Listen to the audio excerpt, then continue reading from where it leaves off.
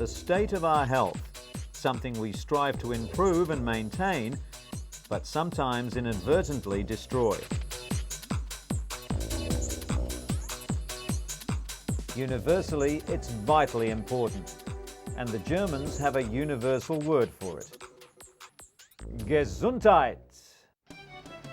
In today's episode, researchers are reporting an alarming increase in drug resistance among HIV-positive people undergoing antiretroviral drug therapy. Drug-resistant strains of the virus are appearing in 20% of all new cases. Mentally handicapped children often face discrimination in China, but a small private school in Beijing is trying to make a difference by giving a handful of pupils a brighter future. A major research study has revealed that nearly a third of heart attacks and strokes could be prevented with wider use of cholesterol-lowering medication. The drugs known as statins could also help people suffering from diabetes.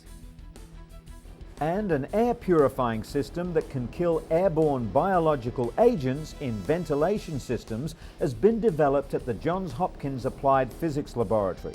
Not only will it destroy deadly anthrax bacteria, but smallpox as well.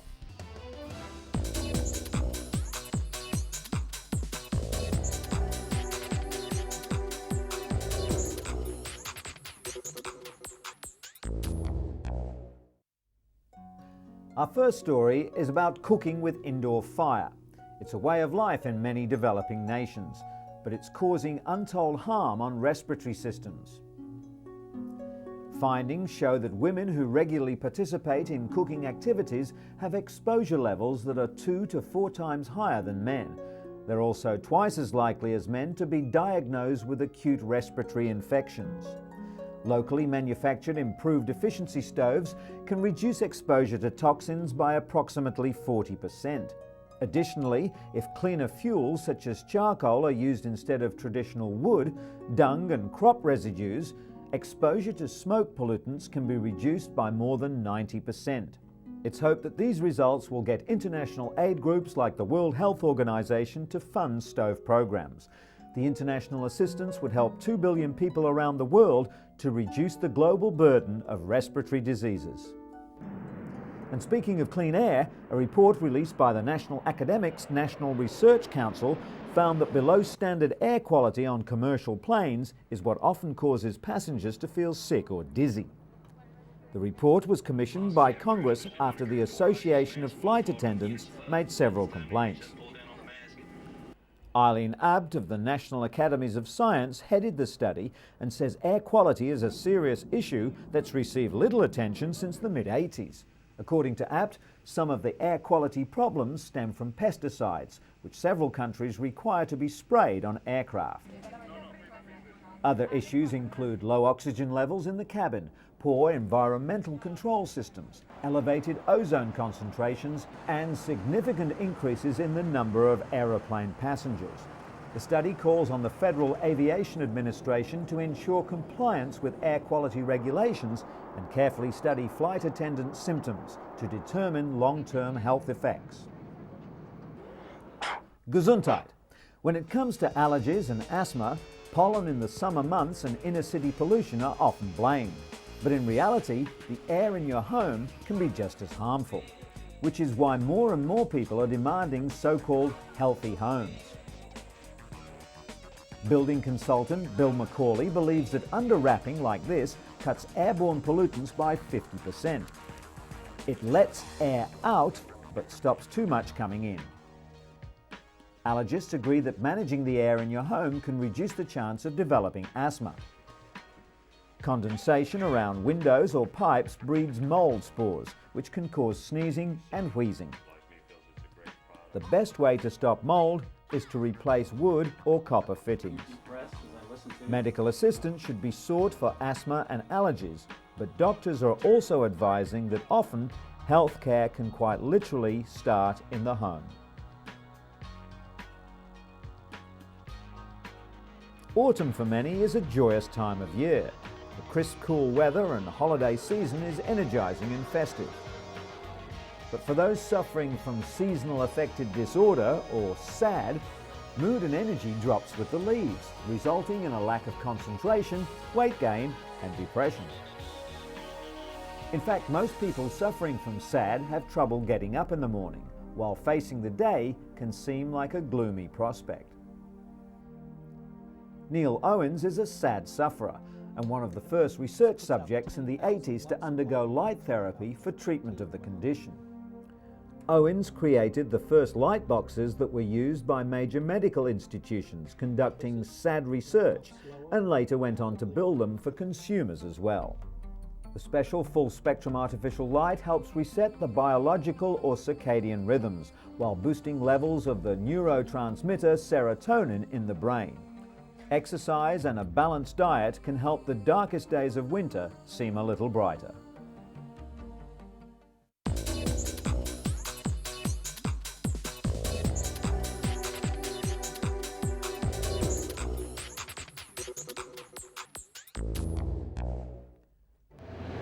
At first glance, the statistics don't seem so ominous.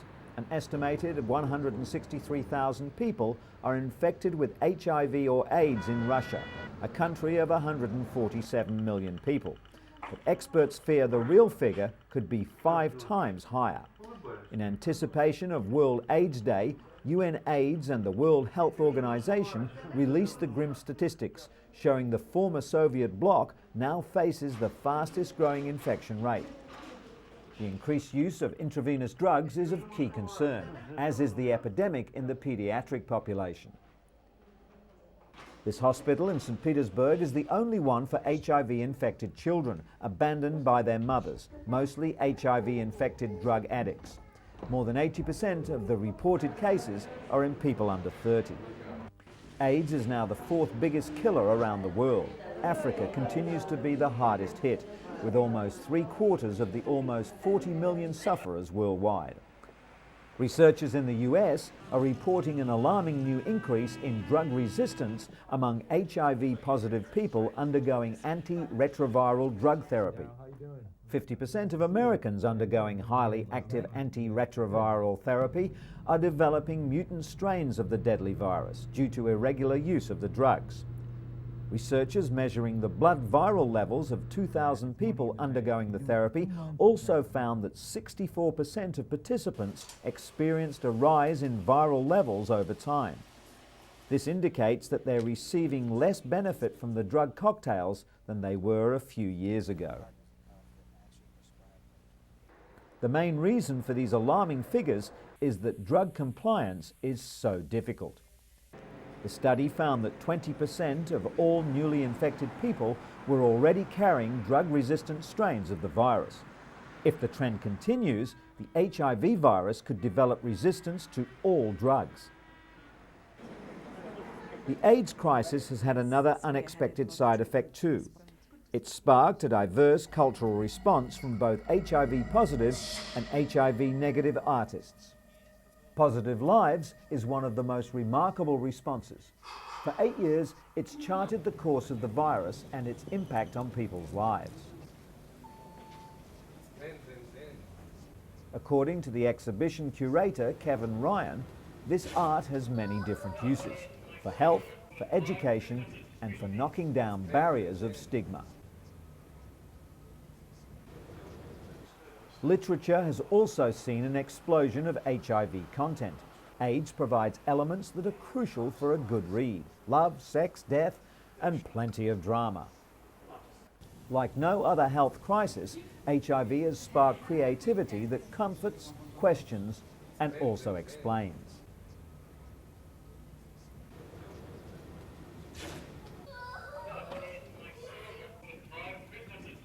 Art, homespun as well as highly sophisticated, continues to chart HIV/AIDS progress and reflect it onto a wider audience.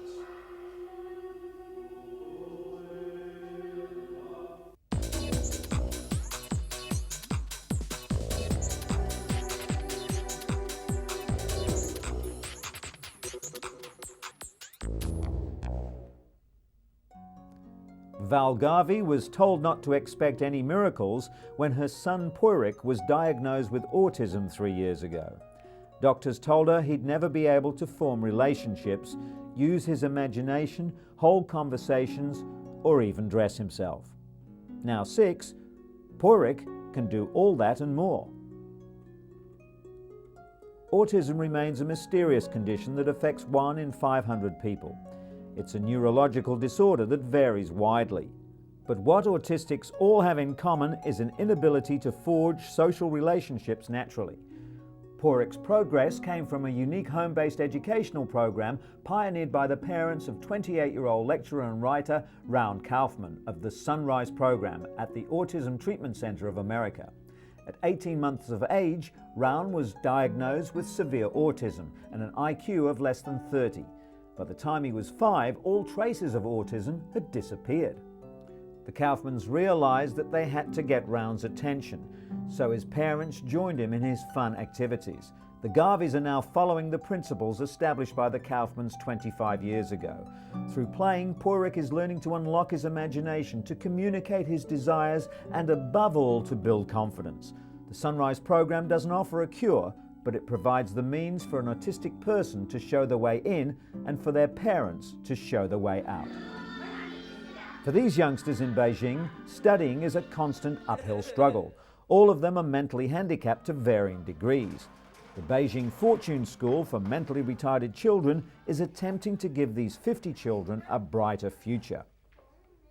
According to a recent survey, around 1% of children under 14 are mentally handicapped. That means that over 3 million children are in need of specialized education, but very few ever go to school. 2 women, Professor Huang Yiping and Professor Mao Yuyan, teamed up to open this school in 1985. Professor Huang's daughter, Wang Wei, is now 25 and works in the school kitchen. Her proud mother is determined to give other children something her own daughter never had: access to proper care and education. The Beijing Fortune School has grown over the years. It now has a staff of 20, including 6 full-time teachers, and provides education for children aged 3 to 14. The school is privately funded and has developed its own teaching methods. There's much emphasis on recreational activities as well as the arts. It also provides in-house training for its teachers and support staff.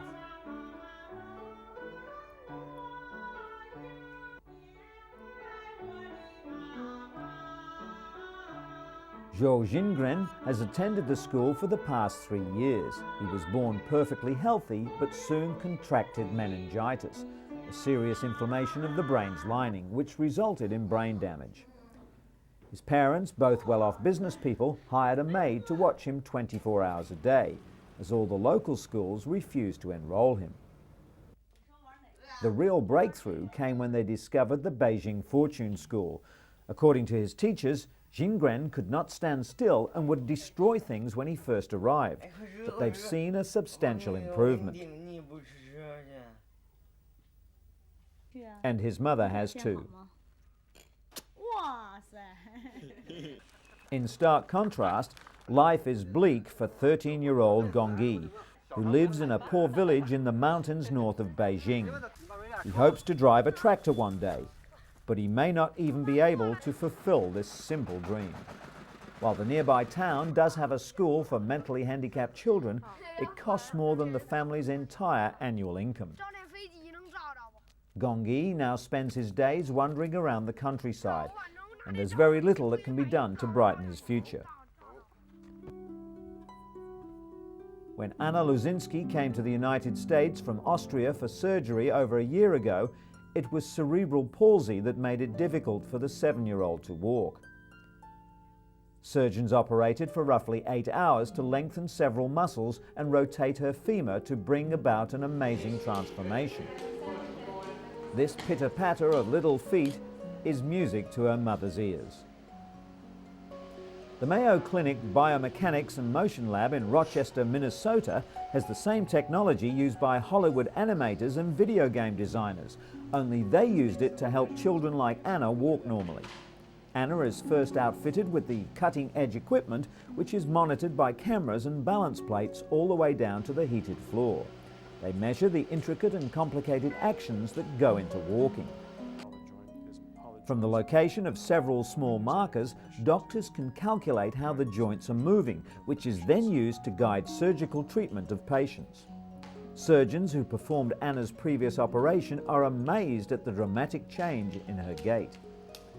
Today's session is more than just a celebration of her progress. Anna is back for more treatment. This computer-generated stick figure made in her likeness will help the surgical team plan her next procedure. It's the same type of software that perfected the legendary swing of Tiger Woods for a video golf game that's putting a swing in the step of youngsters like Anna.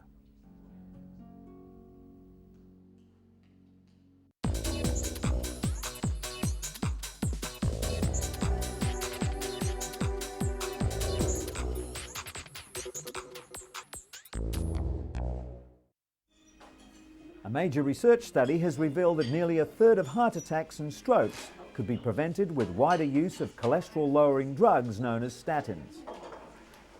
The study, billed as the world's biggest trial, involved 10,000 people testing the new drugs.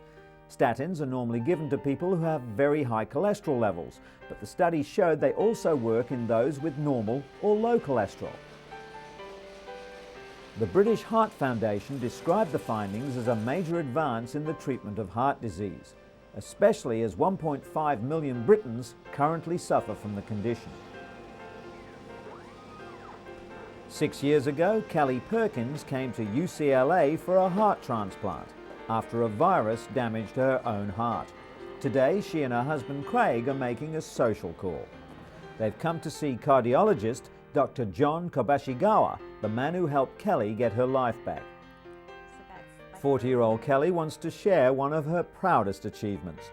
She recently returned from Tanzania, where she became the world's first transplant recipient to climb Africa's highest mountain, Mount Kilimanjaro.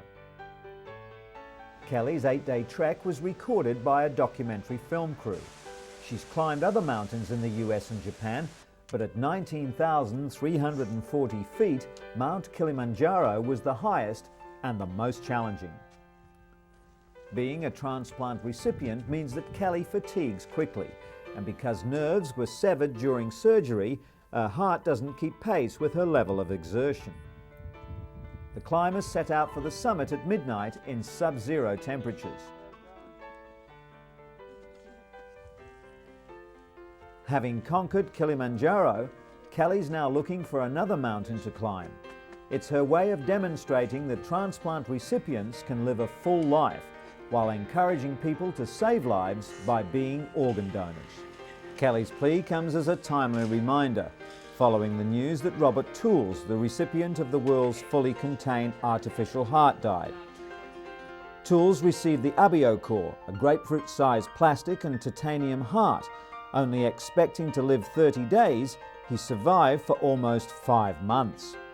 The former teacher moved from Colorado to Kentucky 5 years ago to receive a heart transplant, but was turned down because of his deteriorating health. But ultimately, it was abdominal bleeding related to his severe and chronic medical condition that killed him, not a malfunction in the device. 6 people, including Tools, have so far received the artificial heart.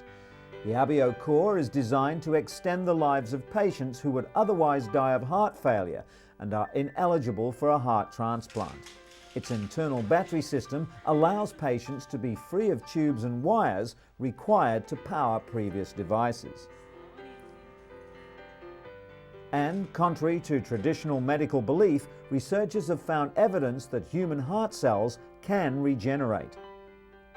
Doctors discovered that a recipient's own cells multiplied in the new heart, repairing damage previously considered irreversible.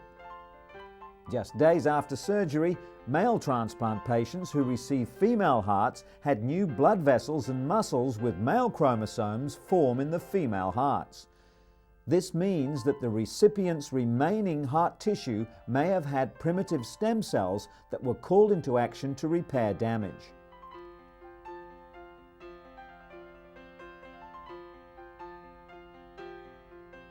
Scientists are now trying to harness the self-healing power of cardiac stem cells.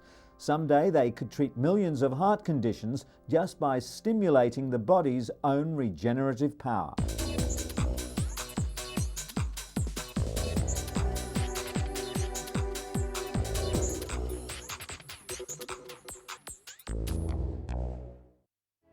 US researchers say they've created an air filter system that's capable of destroying the deadly anthrax bacteria and a host of other lethal viruses, including smallpox. The air purifier that can kill airborne biological agents in ventilation systems was developed at the Johns Hopkins Applied Physics Laboratory in Maryland. Dr. Richard Potambo created the device out of an inexpensive commercial filter, then added the purifying system. The hybrid unit combines free radicals to help kill the viruses. With new technology known to neutralize air